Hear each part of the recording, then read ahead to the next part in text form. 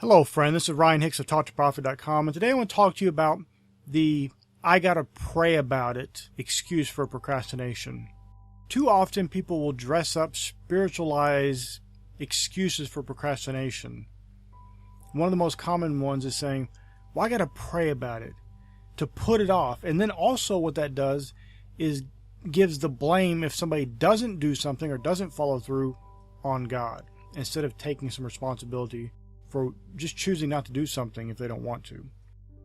And here's the thing. We have this life that we're granted and we're gifted with. Each day you wake up with the breath of life, you're alive, and yet many people squander their lives living in mediocrity and failure, never using each day to live up to the fullness of their capabilities, just going through the motions and doing what other people do. The most tragic thing you can have is to live a life of mediocrity, when anyone and everyone can do more. They can excel. They can be great. And you know why? Because most people will never do that. You're not going to have any competition excelling, having a spirit of excellence, striving to be better each and every day. You're going to have almost no competition. You don't have to worry about that. Oftentimes you talk about success and being blessed and prosperous, and people say, well, if everybody is blessed and prosperous, then what's going to happen? It's not going to happen, and it never will, because there's universal laws in place, and most people fall on the other side, the wrong side of those laws. They don't work hard enough. They don't work intelligently enough. If they ever put forth any effort, anything is the wrong things, like being entertained, being distracted. They live their lives only to have any money they earned, any time they have off, spent in frivolity and time-wasting activities.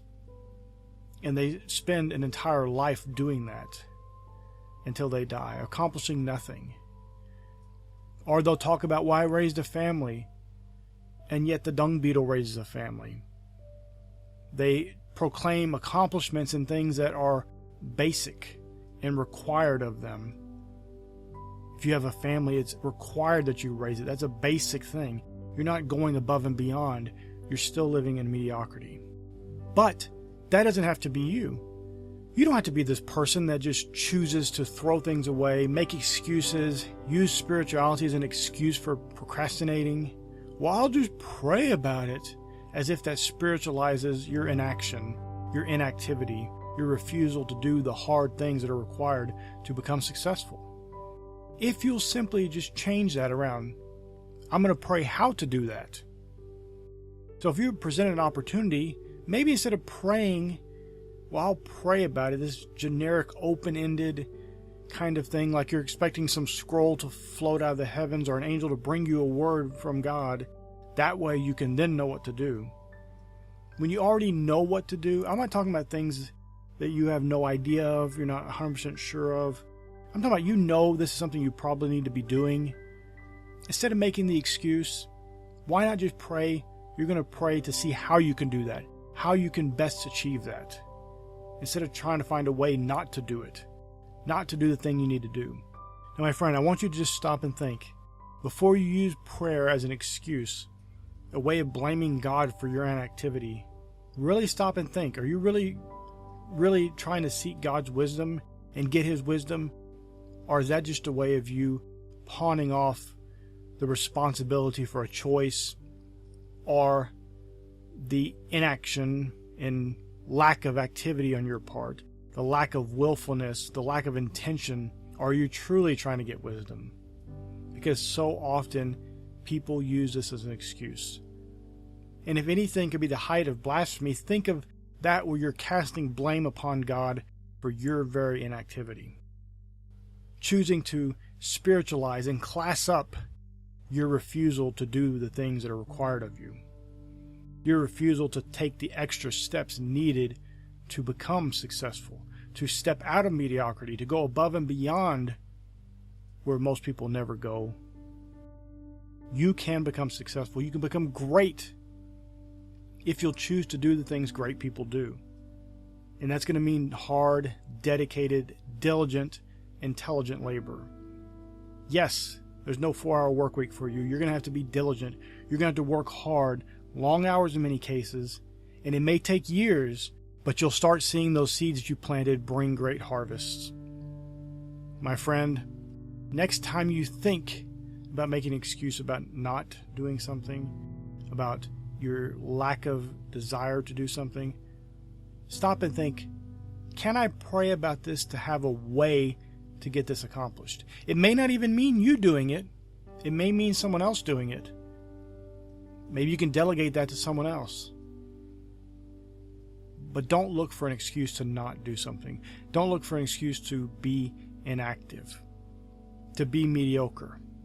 Sure, you can compare yourself with other people, and you'll find plenty of people, millions of people even, maybe hundreds of millions of people who are barely doing anything, and you can excel past them with no effort at all. That's not an accomplishment. The accomplishment is when you're comparing yourself with anyone, it's with yourself. And each and every day, are you better than that self that you were when you woke up in the morning? Did you end the day better? Did you end the day a better person? Not if you're better than anyone else. That doesn't matter. That's irrelevant. And you'll never be better than yourself.